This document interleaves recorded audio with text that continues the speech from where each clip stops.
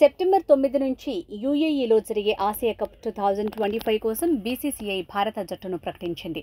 అజిత్ అగర్కర్ నేతృత్వంలోని selection committee 15 మంది సభ్యుల జట్టును మంగళవారం ఎంపిక చేసింది. వర్షం కారణంగా గంట ఆలస్యంగా సూర్యకుమార్ యాదవ్ కెప్టెన్గా, శుభ్మన్ గిల్ వైస్ కెప్టెన్గా జట్టు ప్రకటన జరిగింది. ఈ జట్టులో జస్ప్రీత్ బుమ్రా, కుల్దీప్ యాదవ్లో టీ20లో రీ ఎంట్రీ ఇచ్చారు. శుభ్మన్ గిల్ కూడా ఏడాది తర్వాత టీ20 జట్టులోకి తిరిగొచ్చాడు. సంజు శాంసన్, అభిషేక్ శర్మ, తిలక్ వర్మ, రింకు సింగ్ తమ స్థానాలను నిలబెట్టుకున్నారు. అయితే ఐపీఎల్లో రాణిస్తున్న కేఎల్ రాహుల్, యశస్వి జైస్వాల్, శ్రేయస్ అయ్యర్లకు జట్టులో చోటు దక్కలేదు. ఇది అభిమానులకు నిరాశ కలిగించింది. ఆసియా కప్లో Bharat, Pakistan, Sri Lanka, Bangladesh, Afghanistan, Oman, UAE, Hong Kong జట్లు టీ20 ఫార్మాట్లో పోటీ పడనున్నాయి.